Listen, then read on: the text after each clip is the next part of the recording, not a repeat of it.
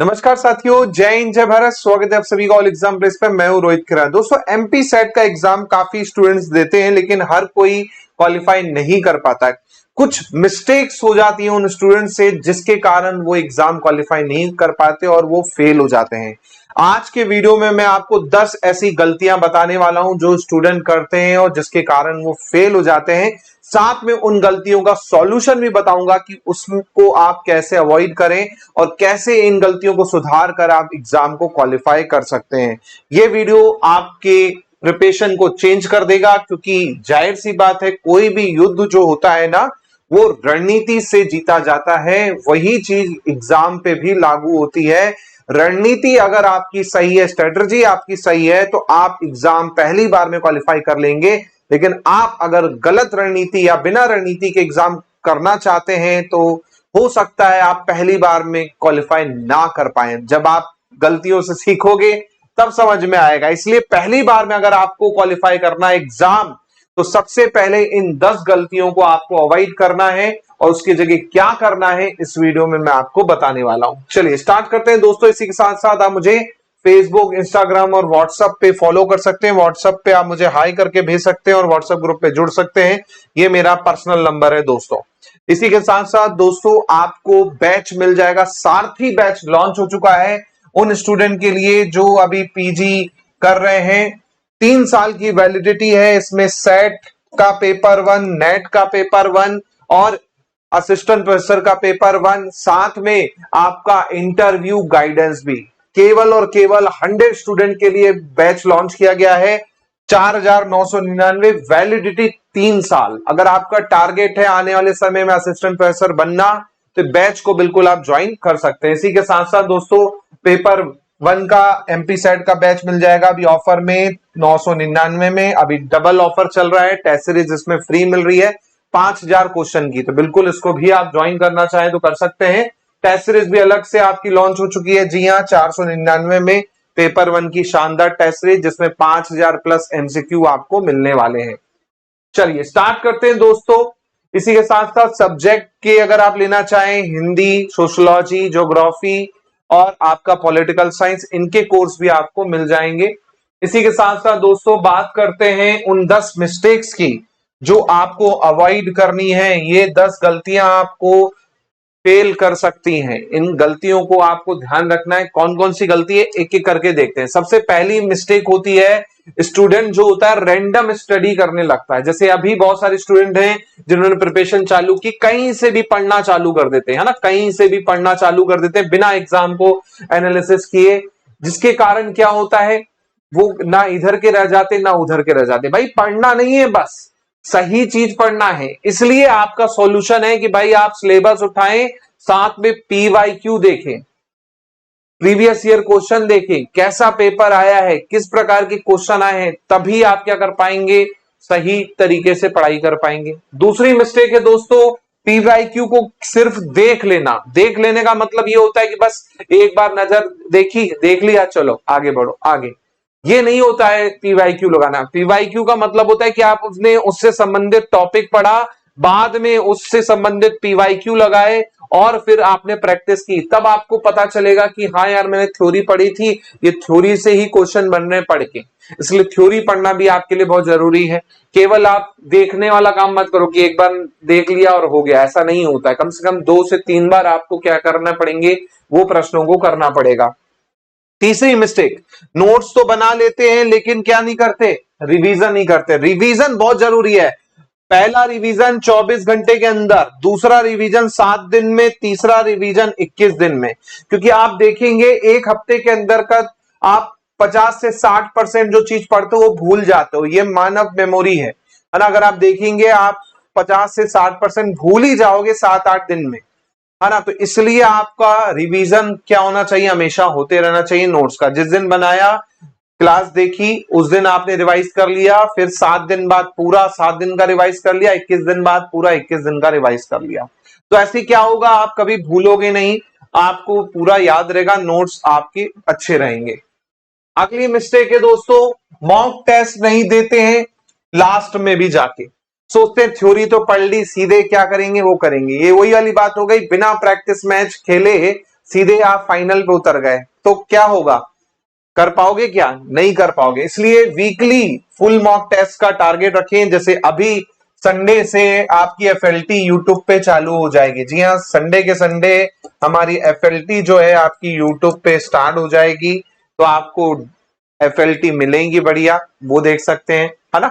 इसके अलावा आप देखेंगे अगली गलती नो अटेम्प्ट स्ट्रेटजी, है ना, गैसिंग बेस्ड स्ट्रेटजी होती है, कुछ भी तुक्का लगा देते हैं आंसर में। सॉल्यूशन ये है कि भाई आप जब क्वेश्चन करें तो श्योर होना चाहिए, है ना, और एलिमिनेशन मेथड्स का यूज करें, स्मार्ट गैस करें कि यार ये तो हो नहीं सकता इस क्वेश्चन का आंसर, है ना, ये तो उसका आंसर है। तो ऐसे करना है, ऐसे नहीं कि बस ए बी सी डी चलो, ऐसा नहीं करना है।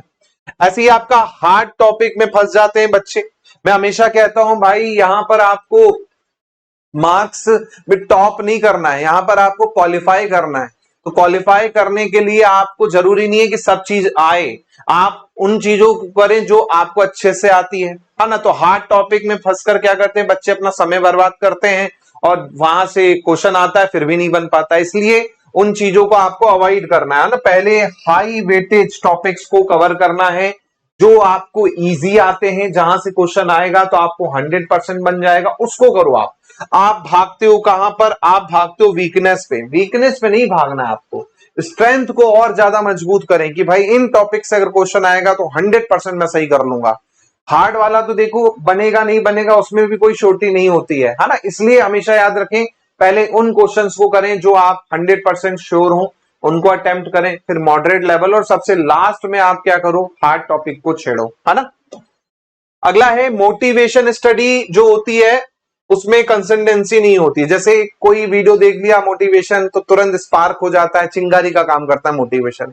लेकिन अगर आपने कंटिन्यूटी बना के रखी है तो कोई दिक्कत ही नहीं होने वाली, मोटिवेशन का कोई लफड़ा ही नहीं रहेगा, है ना।